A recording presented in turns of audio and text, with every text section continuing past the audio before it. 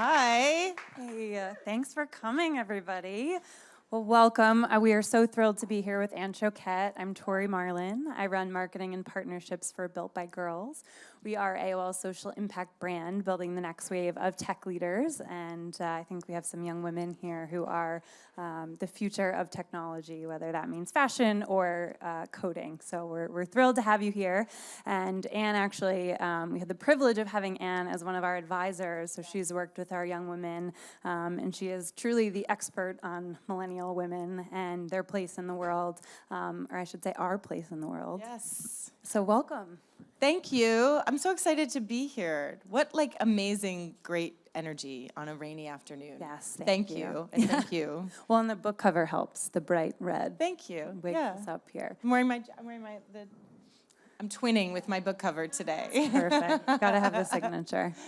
So tell us, for those who haven't read the book, I've read it, highly recommend, it's amazing. What is The Big Life, and what inspired you to write the book? The Big Life is life on your own terms. This generation of young women, millennial women, are changing what it means to be powerful and successful in the world for everyone, forever. This generation is laser focused on career and ambition and success, but when career and ambition and success are at the center of your life, how do you put together the rest of the pieces of your life? You know, I would hear again and again from young women that they felt like they didn't have role models, they didn't have guidance, they didn't have rules because they're so different, because you've never had greater opportunity to rewrite the rules for how work should work. And that changes everything, right? It changes relationships, it changes money, it changes sex, it changes how you see everything. And so that's what The Big Life, the book, is about. To answer those questions that are keeping you up at 3 o'clock in the morning, all of that, will I ever be successful? How do I make the world recognize that I have so much more to offer? That's where the book comes in. I love it, and it's so true. I know just from my own experience, the questions you bring up and sort of the advice you give really hits home in a great way. So one of the things you talk about a lot throughout the book, and it's really relevant for our young women here, is getting in touch with that version of yourself at age 16, right? Which I don't think a lot of other people really give that much credit to, what you wanted to do at 16, who you were. So what were you like at 16? What was your vision, and how does that drive the way you look at the big life throughout your life? So when I was 16 years old, I remember very vividly telling my punk rock friend Jen that I wanted to be a writer and move to New York City. And we were sitting in her bedroom eating Cool Ranch Doritos and shredding the knees of our jeans, as you do. And Jen looked at me through her pink bangs and a lot of black eyeliner. And she said, "I'm dubious." I didn't even know what dubious meant, but I knew it wasn't good. So I just didn't talk to Jen about my dream anymore, but I never stopped wanting it. And it took me a long time to get here, to be a writer living in New York City, right? It took me a long, twisty, complicated path to get here. But, you know, I have interviewed some of the most famous, most powerful women in the world, and they all remember exactly what they wanted to be when they were 16, because it's the first moment in your life that you can pick up your head and see your possibility in the world, that you are pure potential, that anything is possible. You haven't made any decisions that you can't overcome. You're not bound to one city or one job or one person. You are endless possibility, pure potential, freedom. Right? Yeah, that's a great way to put it. We spend our lives trying to get back to that feeling of possibility. And so that's why I ask that question. When people tell me, I don't know what to do, I can't figure it out, I don't know which direction to go, how do I find a career that feels like a passion? What I say is, go back to that 16-year-old dream. That even if you didn't know exactly what it was that you wanted to be, the things that matter to you are in there, right? You know who you are at that moment and what mark you want to make on the world. Yeah, and that sort of answers my next question, which was, what if you are very far from that 16-year-old dream, right? Some are farther than others, I imagine. If you feel out of touch with that, how do you recommend getting back there? Because it is such a big piece of the book, and I think it's a real foundation for following, your dreams to that big life. So how do you go back to those roots, to that start, if you feel disconnected from that?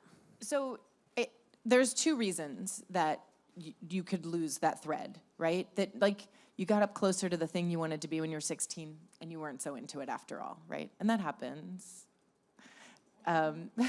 Especially if you wanted to be like a backup dancer for the Pussycat Dolls, right? It doesn't exist. Short window to have achieved that dream. But also maybe you lost the thread, right? The stress of like your first or your second or your third job really starts to chip away at your confidence, and you start to believe that you don't deserve those dreams. And that is terrible. That is a terrible feeling, to not only feel far away from it, but that maybe you don't deserve it after all. Like, this is it. Like, this is right. Is this all there what I is? deserve. Is this all there is? Yeah. And or to say, or to hold yourself back from going for it, right? Because it feels too hard, it feels too complicated. And to be honest, there's a lot of things that are holding you back from those dreams. I can't tell you how many times I've told senior executives that I was writing a book about the power of millennial women. And they would say, ugh, millennials, what do you hate most about them, right? And before I could say that I think they are game-changing rock star pioneers who are redefining what it means to be powerful and successful for everyone, forever, they tell me, lazy, entitled, self-obsessed, right? And so it's hard to own your power and to make your mark on the world when you know that that's what your boss and your boss's boss sees in you. In the media. It's everywhere, right? It's this everywhere. Entitlement. And one of my favorite things you said at a talk I attended of yours was, people talk a lot about millennials not being loyal, but are we loyal to them? And I think you just get it in a way that so many other people don't. And I love the way you sort of tap into harnessing that power, right? And if you can't get promoted, what can you do to grow your career, to follow what you want, and sort of rebuild that structure for everybody? Right, 100%. We're not here by accident, right? Millennials, young women, are shaped by what's happening in the economy, right? They were coming of age just as the recession hit. And so, the rug was pulled out from underneath you, and suddenly, all of your dreams were not there. But what I think is amazing, and this is why I think we should all be more millennial, is that rather than see your horizons get smaller and your possibility get smaller, young women got mobilized. They just started to seek out women in positions of power and to find out the secrets of their success. They started internships in high school. They got mentors. We know a lot Thank of you, those Thank you for Built by jobs Girls. Yes, right. They started businesses in college and decided to take a bet on themselves. Right. It's the companies that had sort of promised them easy affluence, easy power, easy jobs, easy futures weren't there anymore. And so that has really been so inspiring to me, because we're all of us being asked to prepare for careers that are longer and more complicated and more unpredictable than we ever thought they would be. And so here's a generation that has seen the rocky road ahead and said, bring it. Fine, I'll figure it out. It is. It's so true. And speaking of, one of the things you talk about in the book that I love is this sort of avoiding the what if. So I think, I'm a young woman, and I do hear a lot of my friends, well, how will I ever do this? How will I ever do this and have a family? How will I ever do this and do more as an executive, right? And I think you make a great point in the book to not worry about that. So tell us why. So this happens a lot. I will hear young women say, look, I'm 27 years old. I'm crushing it in my career. I'm getting paid everything I want. I have worked so hard to get exactly where I want to be. When will the partner come? When does that phase of my life start? And it's true that when you are young and hungry and ambitious, it changes relationships. And so the relationships and the dynamics that worked for a previous generation are not working for you. I didn't meet my husband until I was 35. and we didn't get married until I was 39. And baby number 1 came when I was 40, and baby number 2 at 42, which is a long time to wait, and I am not necessarily advocating about that Look at for you and anything. what you have. Well, but the reason I tell that story, it's not like my big life humble brag. It's the reason I tell that story is to talk about the possibilities that when you are building your life and really pioneering, right? Like carving a brand new path, you have to give yourself the freedom and the power to carve that kind of new path in your career and in your relationship. That the dynamics that worked for other women are not gonna work for you. And so there's possibility, there's endless possibility. That's why I tell that story. And it's true, like you probably have no problem asking for the role you want, the job you want, the promotion you want, how you want it, and you're happy to go somewhere else if you're not getting it. Why aren't you doing that same thing in your personal life? Why aren't you feeling as powerful to ask for what you want and to craft the life you want in your personal life? That was one of my favorite points in the book, was really applying that ambition that you have in your career to every aspect of your life, right? So whether that's a relationship or the things that you do in your spare time. I hadn't really had anybody, I've never really heard anyone put it like that before, and it makes so much sense. It's like, well, why wouldn't I bring that ambition and get what I want everywhere else in my life? And you don't expect that your first job is gonna be your dream job and you're gonna knock it out of the park and have all high fives, right? You know that you have to like put in the work and slog through some crap and it's gonna be hard and complicated and you're gonna have a lot of soul searching, right? Same thing with finding that partner who's going to support you. And one of the saddest things that I heard in researching this book was from women who said that they would go on dates and they would talk about their ambition and their hopes and their dreams, and they would see dead eyes on the other side of the table. Been there. Not now. My boyfriend's here. He's wonderful. Thank you, Bumble. But that is like how disheartening, right? What an amazing disappointment. Especially when you're so excited. You want somebody else to feel that and to help you grow that and add to that.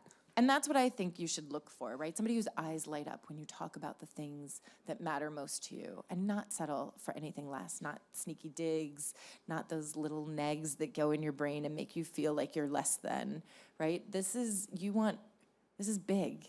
This is your life. Absolutely. So speaking of your life, you talk a lot about the hustle, a lot about the side hustle, the main hustle, the extra side hustle, right? Really filling your life with your own time and doing what you want to do, whether it's inside or outside of your career. Why do you think that's so important? Well, I'm a big fan of the side hustle because I think we've moved beyond the idea that your job, one job, can be the everything for you. You need a job. You need to pay your bills. There's tremendous Especially virtue. in New York City. Yeah, there's tremendous virtue in paying your bills, and it's expensive, right? And you want to get well paid, right? You need to be paid what you're worth.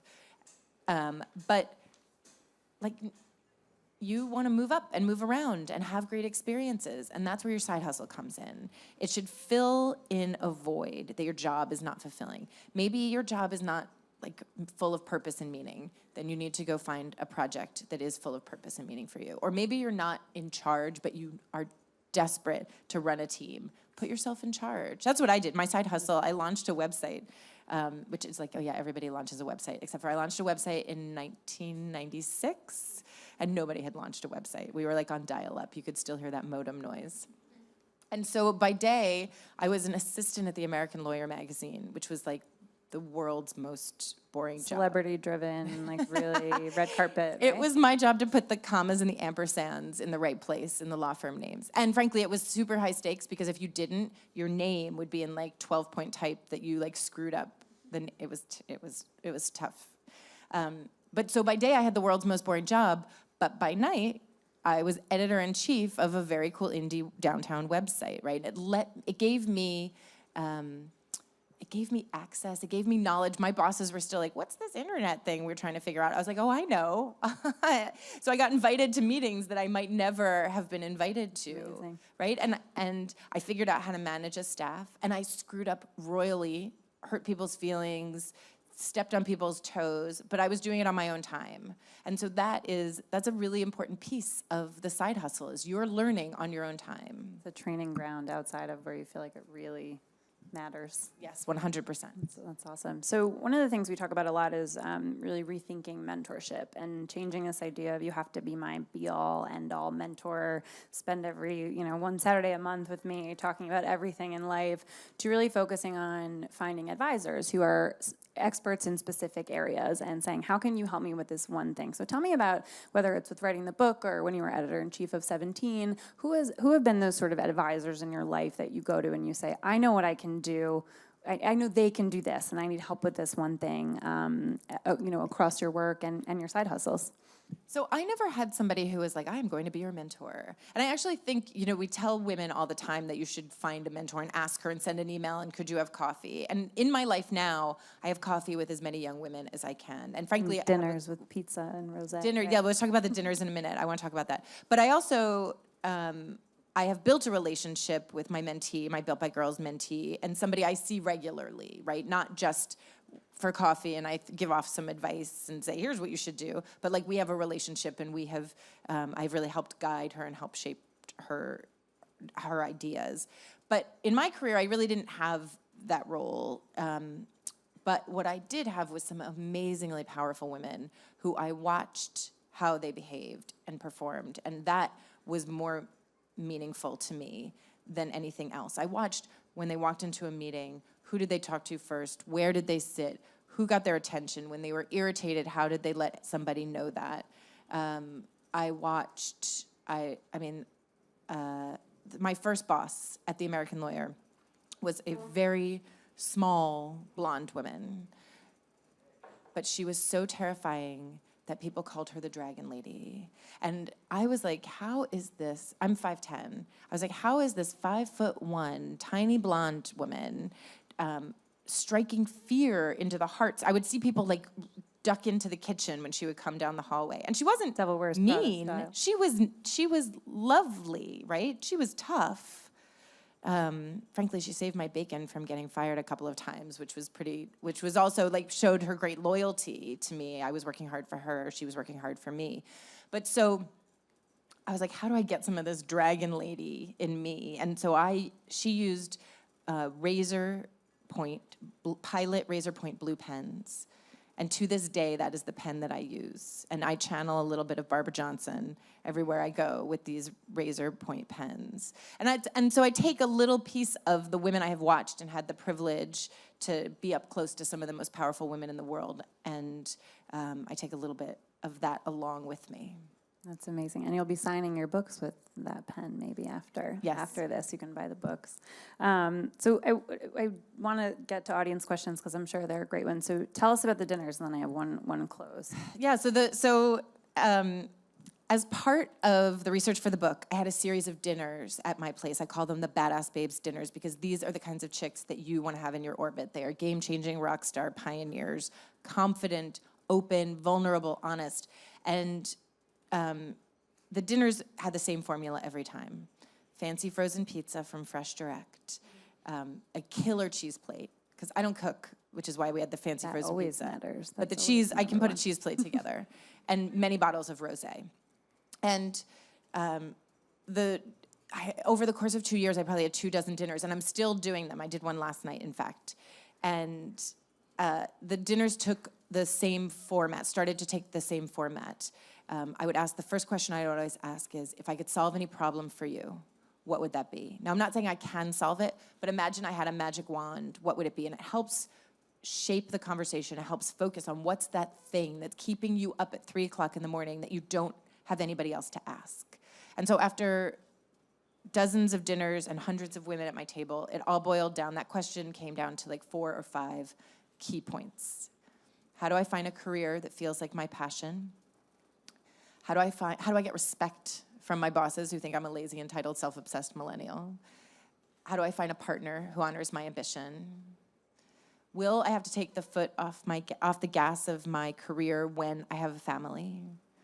And will all this struggle be worth it? And so those are the questions that frame the book, The Big Life. But the dinners have been so transformative there's a magical moment at the end of the dinners where these women who don't all know each other, there's some connection between them, but they don't all know each other. At the end of the dinner, as I'm cleaning up the dishes and everybody's saying goodbye and getting their coats, everybody takes out their phone and says, let's stay in touch. I want to do this again. Let's have brunch together. And they trade. Last night, they all took out their phones and did a circle around so they could stay in touch on Instagram, right? They all like passed, so that there was actually a system to it. Yeah. And that is magic. That kind of sisterhood is one of the most important changes that millennial women are leading. That this old idea of competition, that there's a seat at the table for one woman and you have to fight tooth and nail to get to that spot, right? And that women aren't helping other women, and all of that dated, old, dusty ideas, that millennial women are replacing that with these warm, collaborative sisterhoods. And I see it at my table. The conversation creates a space for there's nowhere else to have this. You're not having these conversations with your boss, right? You're not going into your boss and saying, like, I really don't know what I want to do with my life and how do I get there? And you don't want to grind your friends away, right? You want to just like drink wine and watch The Bachelor when you're with your friends. But when you're with women who are devoted to helping each other achieve and succeed, that's the Badass Babes dinner. And frankly, like, now everybody should host their own Badass Babes dinner. There's a guide on my website, shoket.com. You can go download the guide, host your own Badass Babes dinner. I'll Skype in if I can, right? You can request to have me Skype into your dinner. I'm having one next weekend. Yeah. Let's do it. It is transformative. It's really magical.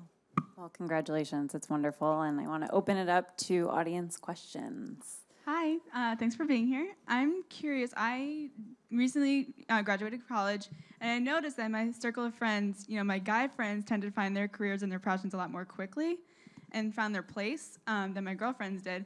So what would you say to a woman, kind of entering the workforce for the first time, who's kind of struggling to find their place?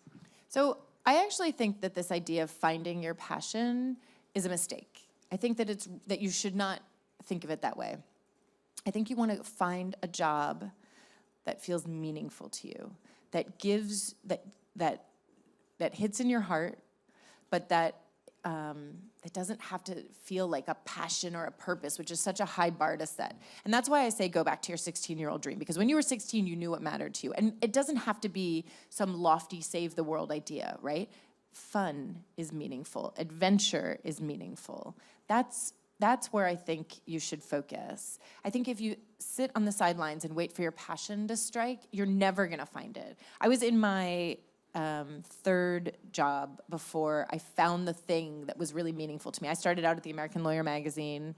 From the American Lawyer, I went to work at a teen news magazine, and then from there I went to join the launch team of CosmoGIRL.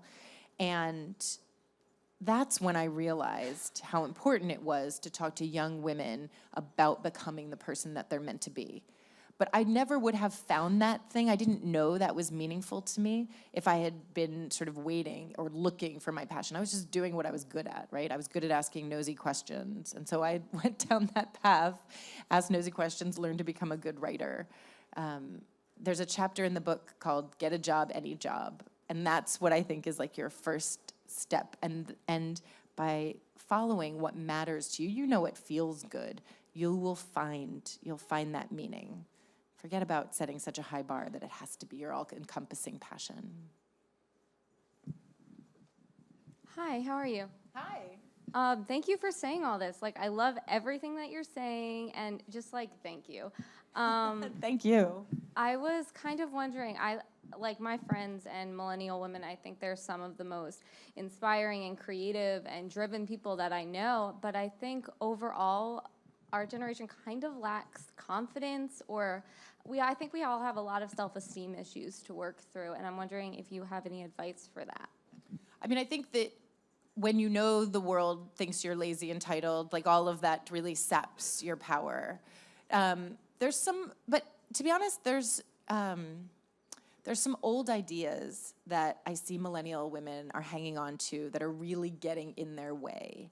And I think we have to let go of them. I can't tell you how many times women came to my house and they said, how many days or weeks or months until they turned 30, right? This old idea that 30 is the deadline by which you must have the job figured out and the partner and the baby plan, right? And it just doesn't work like that. And if you're putting that kind of pressure on yourself, you're never going to step into your confidence. You're never going to find your power. Or the idea that your family life and your work life are in competition with each other. One of the things that I've been so inspired by in my research for the book, but is the way that millennial women think about freedom, right? That you want to be free from the office, free from meetings that go nowhere, you want to work when you want, where you want, how you want. And that is really changing the conversation for all of us around this work-life balance, which I hate that word. I can't even say it. It's like work-life balance is a complete sham. I refuse to say it. However, I said it. But that's making that conversation easier for us about how do we get our work and our life to go together.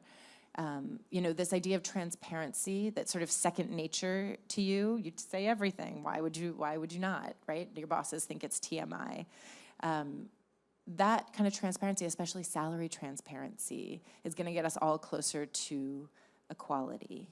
And so don't listen to the noise. Listen to me when I tell you how inspiring you are, and own your place and own your power, because that's the mission of the big life. Is I want to make you own your power, but I want to make the world recognize it too. So I'm on your team. Yeah, I was wondering, when you're trying to, work on your career, have you ever lost focus or like been distracted, or maybe felt like there's just too much going on where you had to like sacrifice something to get like what you really wanted?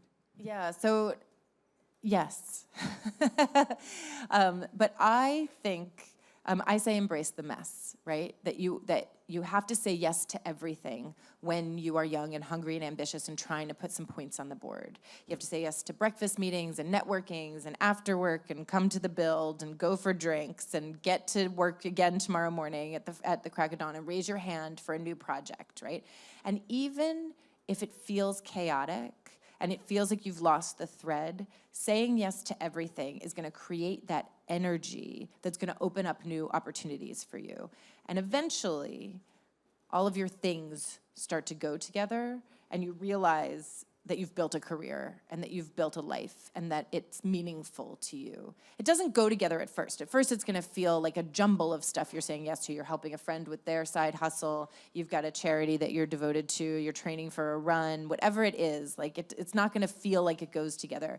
But eventually, all of the pieces will fall into place. I think we'll take one more.